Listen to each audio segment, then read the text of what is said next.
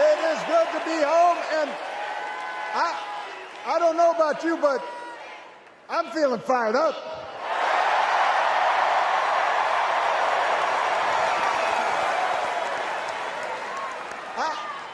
I am feeling ready to go.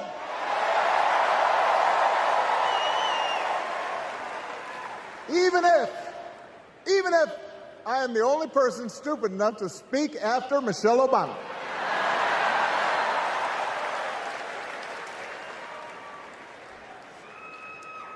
I am feeling hopeful because this convention has always been pretty good to kids with funny names who believe in a country where anything is possible. Because we have a chance to elect someone who has spent her entire life trying to give people the same chances America gave her.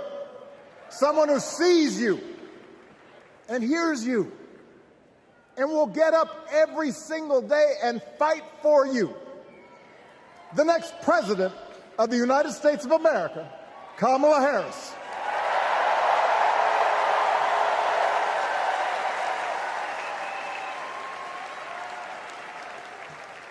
It's been 16 years since I had the honor of accepting this party's nomination for president. And I know that's hard to believe because I have not aged a bit.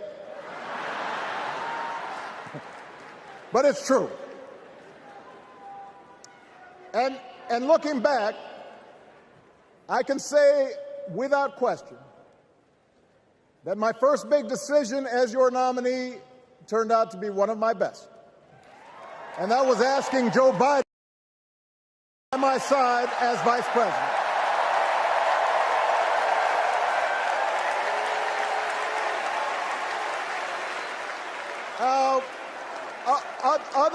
Other than some common Irish blood, Joe and I come from different backgrounds, but we became brothers. And as we worked together for 8, sometimes pretty tough years, what I came to admire most about Joe wasn't just his smarts, his experience. It was his empathy and his decency and his hard-earned resilience, his unshakable belief that everyone in this country deserves a fair shot.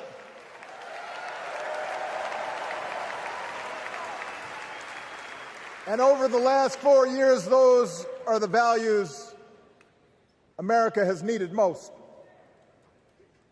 At a time when millions of our fellow citizens were sick and dying, we needed a leader with the character to put politics aside and do what was right.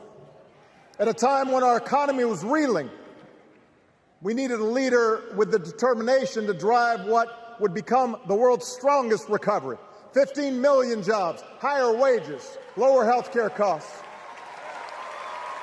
At a time when the other party had turned into a cult of personality, we needed a leader who was steady and brought people together and was selfless enough to do the rarest thing there is in politics, putting his own ambition aside for the sake of the country.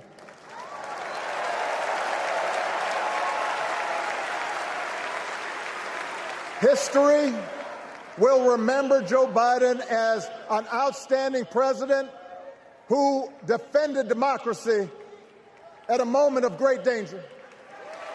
And I am proud to call him my president, but I am even prouder to call him my friend.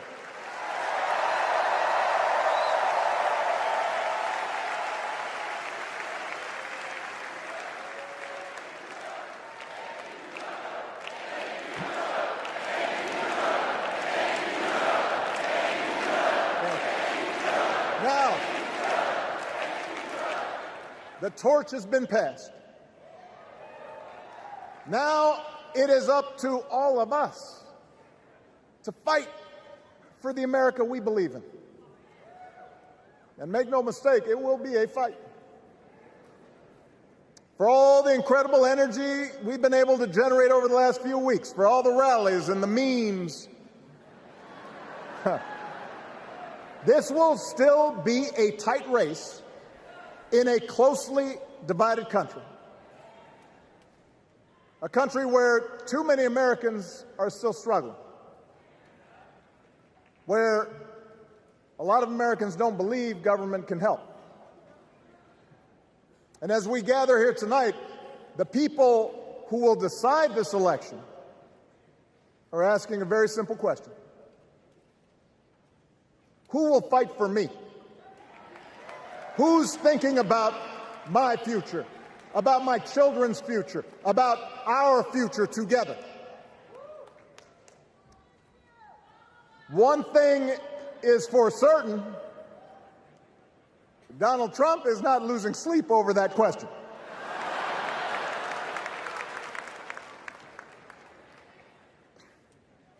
Here's a 78-year-old billionaire who has not stopped whining about his problems since he rode down his golden escalator 9 years ago. It has been a constant stream of gripes and grievances that's actually been getting worse now that he's afraid of losing to Kamala.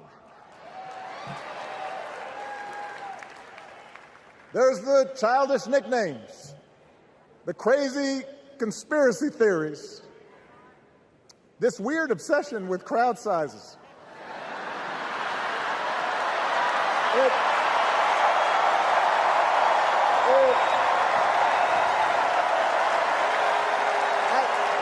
It just goes on and on and on. The other day I heard someone compare Trump to the neighbor who keeps running his leaf blower outside your window every minute of every day.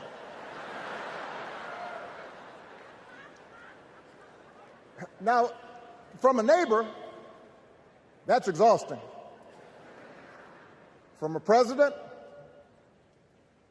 it's just dangerous. The truth is, Donald Trump sees power as nothing more than it means to his ends. He wants the middle class to pay the price for another huge tax cut that would mostly help him and his rich friends. He killed a bipartisan immigration deal written in part by one of the most conservative Republicans in Congress that would have helped secure our southern border because he thought trying to actually solve the problem would hurt his campaign. He doesn't. Do not boo. Vote.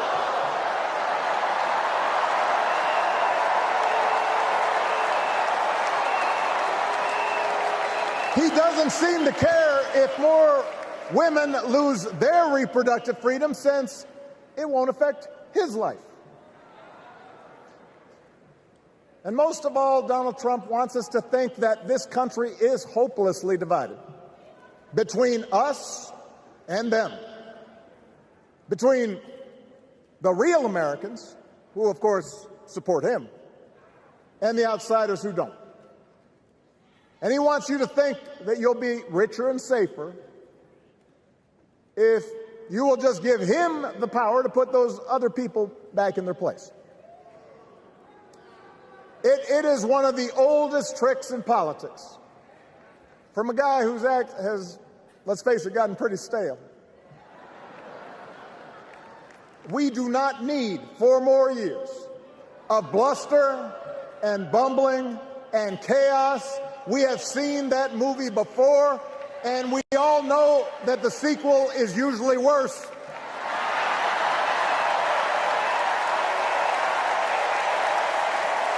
America's ready for a new chapter.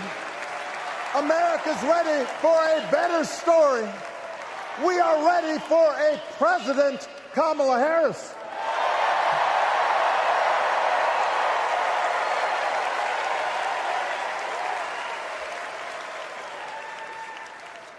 And Kamala Harris is ready for the job. This is a person who has spent her life fighting on behalf of people who need a voice and a champion. As you heard from Michelle, Kamala was not born into privilege. She had to work for what she's got. And she actually cares about what other people are going through. She's not the neighbor running the leaf blower. She's the neighbor rushing over to help when you need a hand. As a prosecutor, Kamala stood up for children who had been victims of sexual abuse. As an attorney general of the most populous state in the country, she fought big banks and for-profit colleges, securing billions of dollars for the people they had scammed. After the home mortgage crisis, she pushed me and my administration hard to make sure homeowners got a fair settlement. Didn't matter that I was a Democrat. Didn't matter that she had knocked on doors for my campaign in Iowa. She was going to fight to get as much relief as possible for the families who deserved it.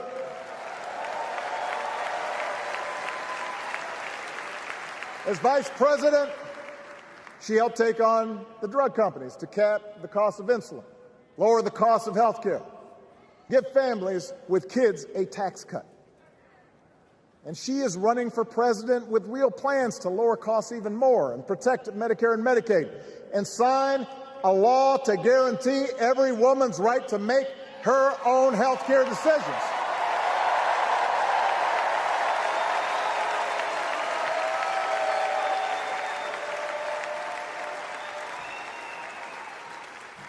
In other words, Kamala Harris won't be focused on her problems.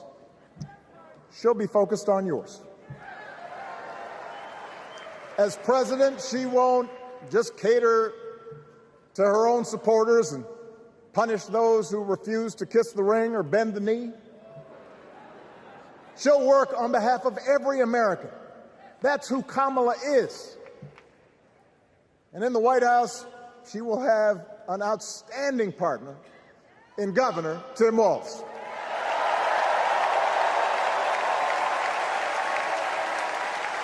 Let me tell you something. Let me tell you something. I love this guy.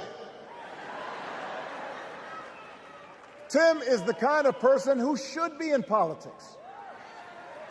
Born in a small town, served his country, taught kids, coached football, took care of his neighbors. He knows who he is, and he knows what's important. You can tell those flannel shirts he wears don't come from some political consultant. They come from his closet, and they have been through some stuff.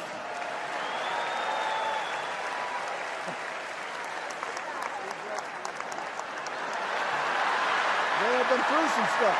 That's right.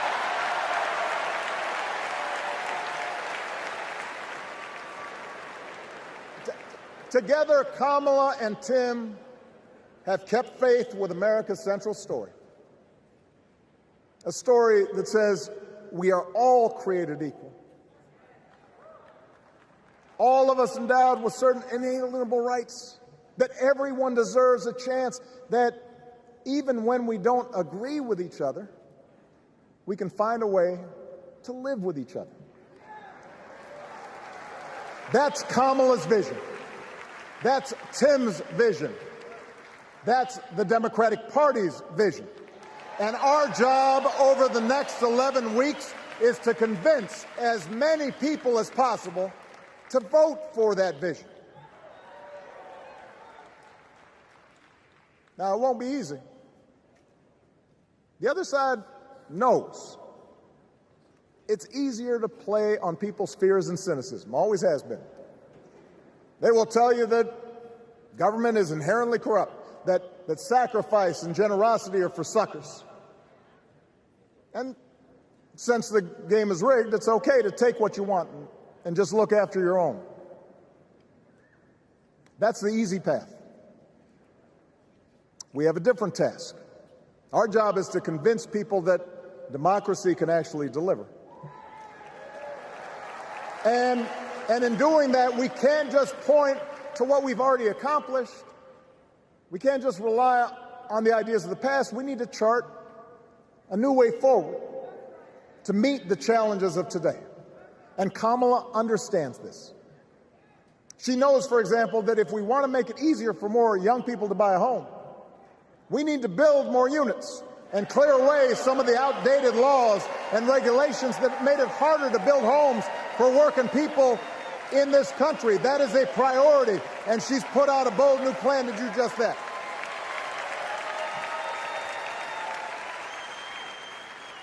On health care, we should all be proud of the enormous progress that we've made through the Affordable Care Act, providing millions of people access to affordable coverage, protecting millions more from unscrupulous insurance practices. I noticed, by the way, that since it's become popular, they don't call it Obamacare no more.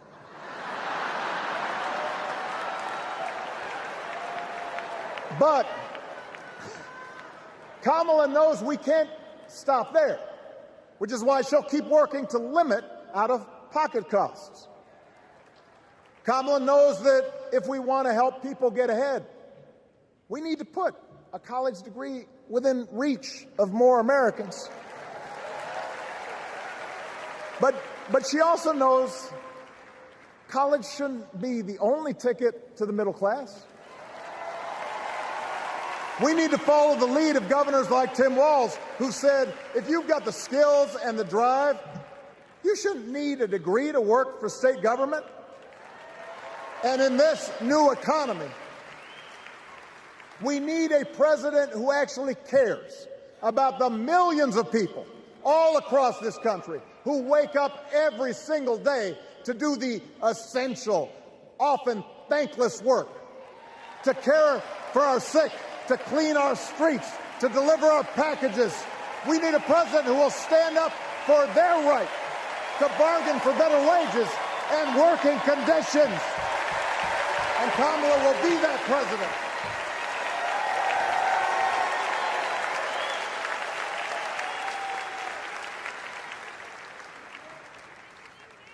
Yes, she can.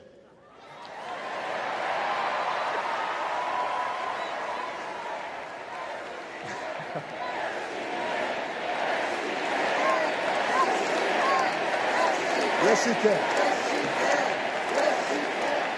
A Harris-Walz administration can help us move past some of the tired old debates that keep stifling progress, because at their core, Kamala and Tim understand that when everybody gets a fair shot, we are all better off. They understand that when every child gets a good education, the whole economy gets stronger. When women are paid the same as men for doing the same job, all families benefit.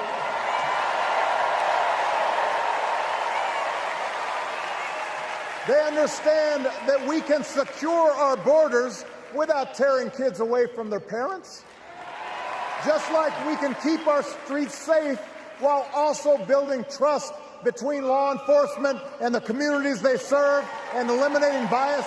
That will make it better for everybody.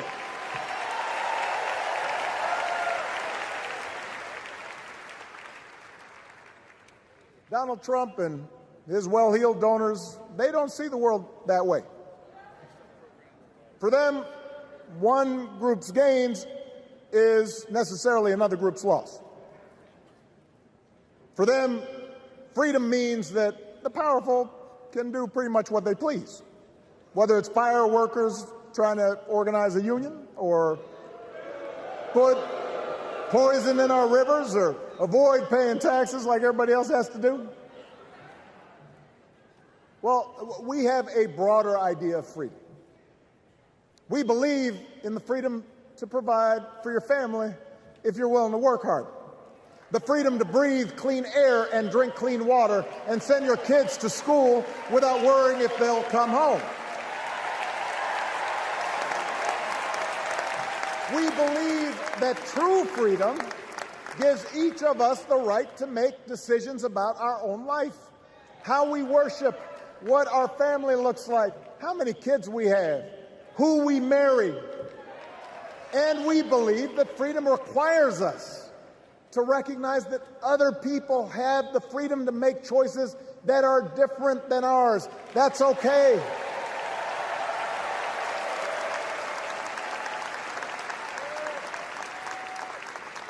That's the America Kamala Harris and Tim Walz believe in.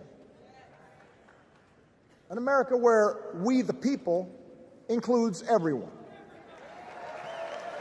Because that's the only way this American experiment works.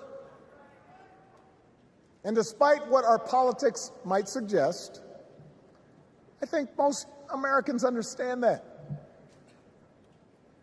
Democracy isn't just a bunch of abstract principles and dusty laws in some book somewhere. It's the values we live by.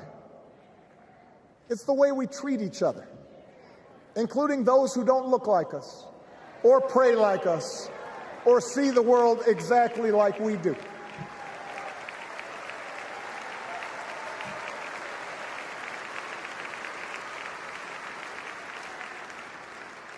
That sense of mutual respect has to be part of our message. Our politics have become so polarized these days that all of us across the political spectrum seem so quick to assume the worst in others, unless they agree with us on every single issue. We start thinking that the only way to win is to scold and shame and out-yell the other side. And after a while, regular folks just tune out, or they don't bother to vote. Now, that approach may work for the politicians who just want attention and thrive on division, but it won't work for us. To make progress on the things we care about, the things that really affect people's lives, we need to remember that we've all got our blind spots and contradictions and prejudices, and that if we want to win over those who aren't yet ready to support our candidates, we need to listen to their concerns and maybe learn something in the process. After all, if a parent or grandparent occasionally says something that makes us cringe, we don't automatically assume they're bad people. We recognize that the world is moving fast, that they need time and maybe a little encouragement to catch up. Our fellow citizens deserve the same grace we hope they'll extend to us.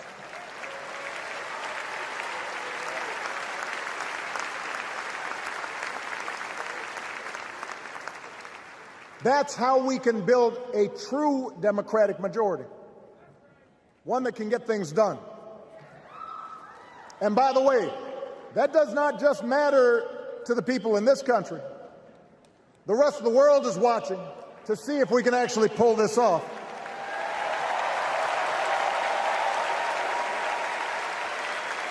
No nation,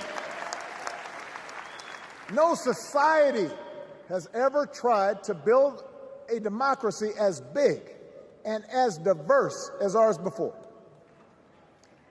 One that includes people that over decades have come from every corner of the globe. One where our allegiances and our community are defined not by race or blood, but by a common creed. And that's why when we uphold our values, the world's a little brighter. When we don't, the world's a little dimmer. And dictators and autocrats feel emboldened. And over time, we become less safe. We shouldn't be the world's policemen, and we can't eradicate every cruelty and injustice in the world. But America can be and must be a force for good, discouraging conflict, fighting disease, promoting human rights, protecting the planet from climate change, defending freedom, brokering peace. That's what Kamala Harris believes, and so do most Americans.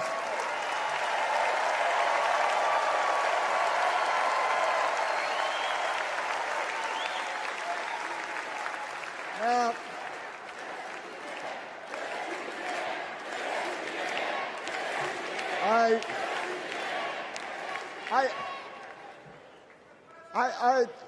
I know these ideas can feel pretty naive right now.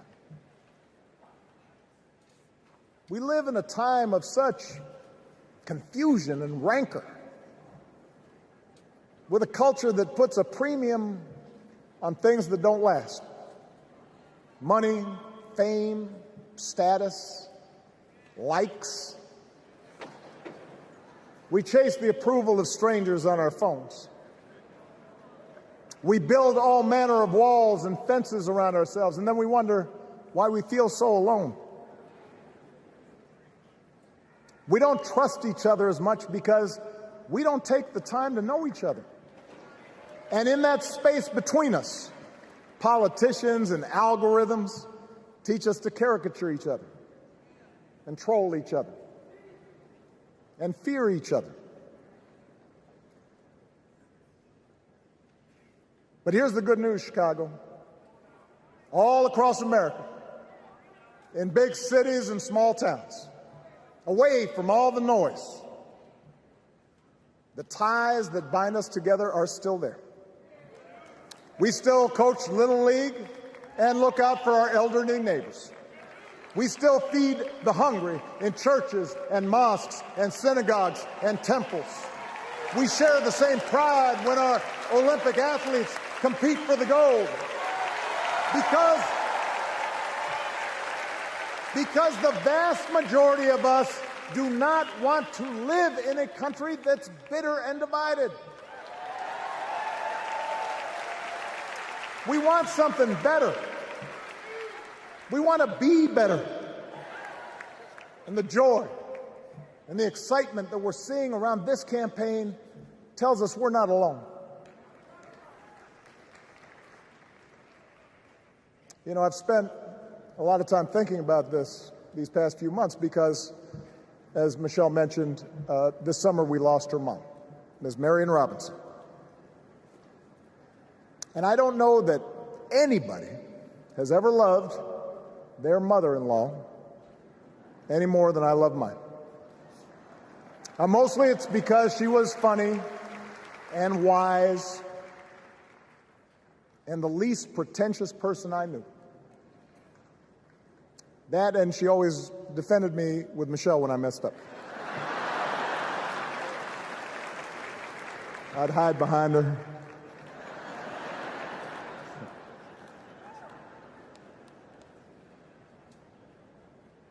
But I also think one of the reasons Mary and I became so close was she reminded me of my grandmother, the woman who helped raise me as a child. And on the surface, the two of them did not have a lot in common. One was a black woman from right here, south side of Chicago, right down the way.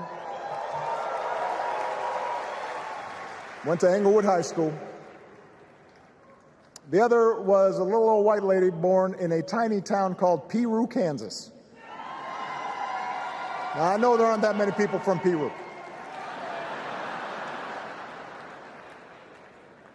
And yet they shared a basic outlook on life.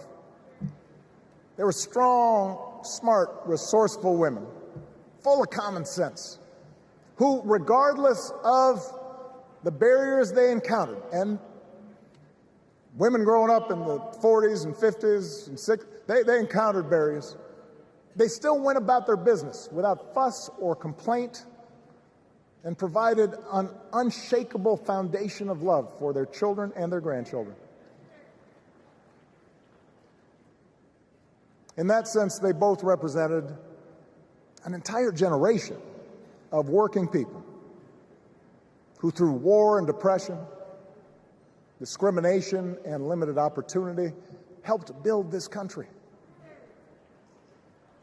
A lot of them toiled every day at jobs that were often too small for them and didn't pay a lot. They willingly went without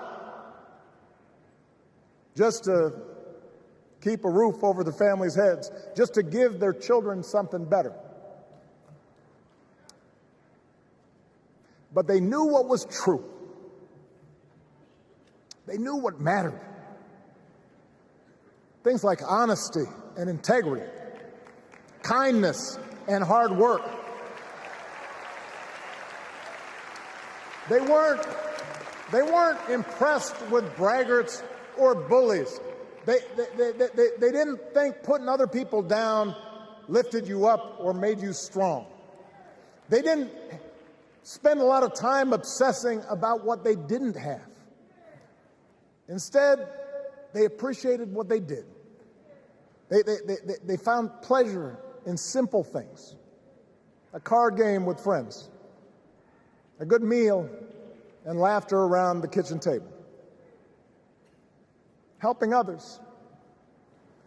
And most of all, seeing their children do things and go places that they would have never imagined for themselves.